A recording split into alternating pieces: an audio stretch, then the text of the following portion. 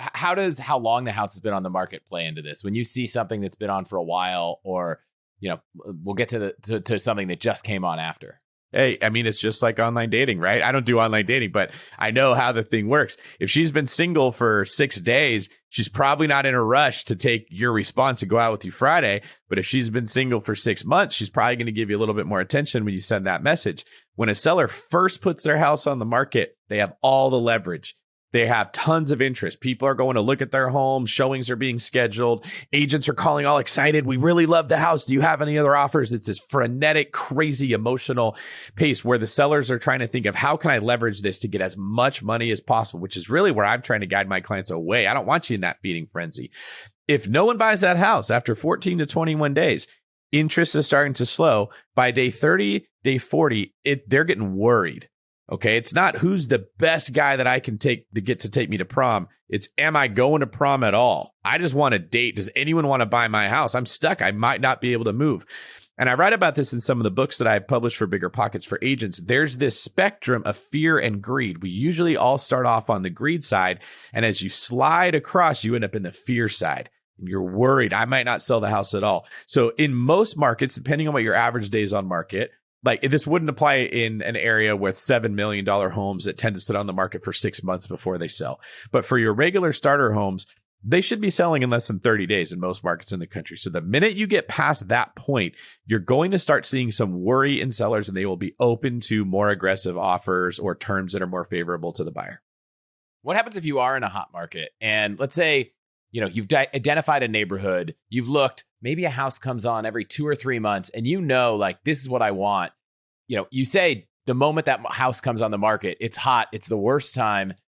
Is there a way to get ahead of that? Is there a way to find homes before they get on the market and buy them? Is that finding the right agent, or how do you kind of get what might be a hot home before it's hot? Rob, what have you been doing? You've gotten a couple deals this way. Yeah, so there are definitely a few.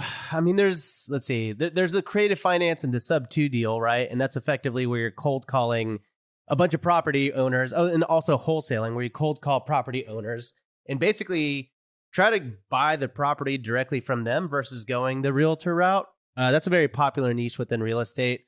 But honestly, I think having a really big network of realtors that you're friendly with is super important. And more than just having like a bunch of realtors in your network, finding a realtor that I see, and this is sort of where the marketing thing kind of comes into play too, but finding a realtor that's very good at marketing and having a vast network of realtor friends that can pass each other deals to you, or pass deals to each other, that to me is super important.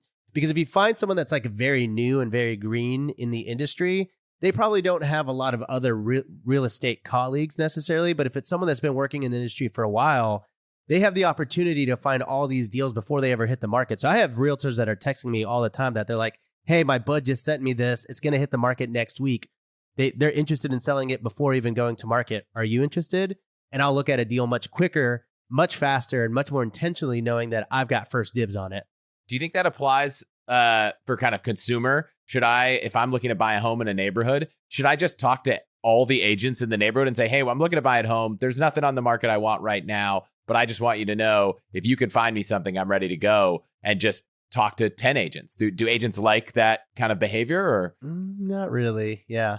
No, not really, because you kind of send the message that you're looking for an open relationship and they're wanting a committed relationship. So it doesn't benefit me as an agent if you come and you're talking to 12 agents in the area. If you find me the deal, I'll buy it from you. That sounds great, but I don't need to sell it to you. If I get a listing, it's so hot right now, everyone's going to want to buy it, right? I don't have to discount my commission. There's people that would probably give me extra commission if they wanted to get that home. Or I want to be able to go to my seller and tell them I got 10 offers on their home and I want to look like a rock star to them. So I don't think the go wide instead of deep strategy works unless it's a buyer's market. When you are in those situations where it's very difficult to find someone to buy a home, we're talking 2010 when there was for sale signs everywhere. Listings were all over the place. REO inventory was massive, but there weren't a lot of pre-approved buyers that were willing to step in and buy a house. Then that strategy makes a lot more sense. That's where you're reaching out to all these agents saying, hey, if you get a deal, bring it to me and I'll buy it, because you're the prize in that situation. They need a buyer. And you're basically saying, listen, I'm one of the few buyers that's out there that can do this thing. But if you want my business, you're going to have to make it worth my while. that works a lot better than in a market like today where you're just one out of a whole bunch of other people that are all struggling to try to get a house. Yeah, I'm actually really glad you asked that, Chris, and I'm glad you clarified, David, because Chris, for reference, I'm in about 16 different markets around the country. So I actually have a massive network of realtors in different cities. They're all very aware of exactly what I'm looking for. So when they get a pocket listing or an off-market listing, they text me directly. When I'm working in a city specifically or in a market specifically, I do want just one realtor. And that's why I say I want to find a realtor that's got a lot of realtor friends that can help find some of those off-market deals. So it's about finding someone that's connected. Is that as simple as just seeing whose name pops up in a neighborhood most with the for sale signs, like who represented most of the sales, or any other tactics for finding that super connected agent? I see why it would look that way, but there are so many real estate agents, Chris. It's like the ones you see are the tip of the iceberg. There's so many of them. There's way too many agents. We don't need this many. It reminds me of a scene in The Office where Dwight and Michael are walking through a crowded room and Dwight says, there's too many people. We need another plague.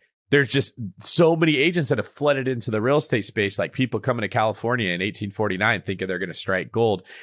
They're all fighting to try to get that seller to think of them. It's just this massive marketing campaign that every agent is throwing themselves in front of people. And now you've got investors that are also sending letters to those same people saying, I want to buy your house. I want to buy your house.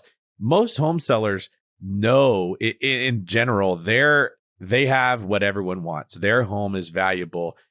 You're probably not going to put things in your favor by just talking to every real estate agent that's out there and saying, hey, I want to buy a house if you get one, because if they can get a listing, it's guaranteed to sell. There's no reason they're going to go to you particularly. And then this is a very short question, but it's important. How much does the brand behind the agent matter? Is it all about the agent, or is it all about the agency they work at or the brokerage firm they work at? The only people that think a broker matters is the broker. Your clients never care who your broker is. It's 100% the agent. So if you're trying to find someone and they're like, oh, you can work with my colleague on this, that's like red flag. Big. It used to be really useful, just a little history lesson, because there was a time where if you wanted to buy a house that Remax was listing, you had to go to a Remax agent at that office to buy that house.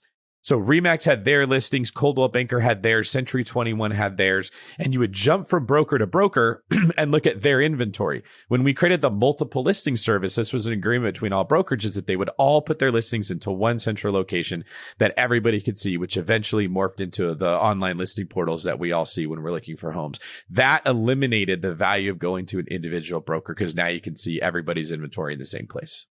And if people that had success using those kind of like online brokers that are like, we're just going to cut your rate and give you huge discounts. I know Redfin does that. Yeah. Have you heard success stories there? Is the savings worth it? In our industry, Chris, I'm just going to tell you the brutal truth. I look for a Redfin agent to be on the other side of the transaction because I know I'm going to destroy them in negotiation. Because they don't make hardly any money on these deals. They usually go there when they're desperate for food. I'm starving. Please, Redfin, give me some deals, or whatever the discount brokerage is.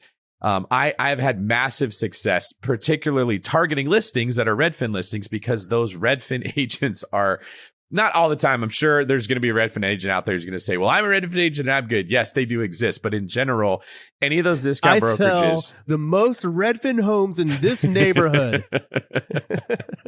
Yeah. Like, right. In fact, that might even be an advantage to tell people to look for those, because your agent is going to have a field day with their agent if you have a good one. Yeah. And last tip, I got one more tip here. If the listing says run, don't walk, it's probably not that great of a listing. Oh, wow. We were just talking about this yesterday. Like, every listing agent is putting that their house boasts of 5 bedrooms, boasts of amazing light, boasts of a great view. Like, and these houses are just boasting all over the place. Bay Area real estate has become very arrogant. That's funny.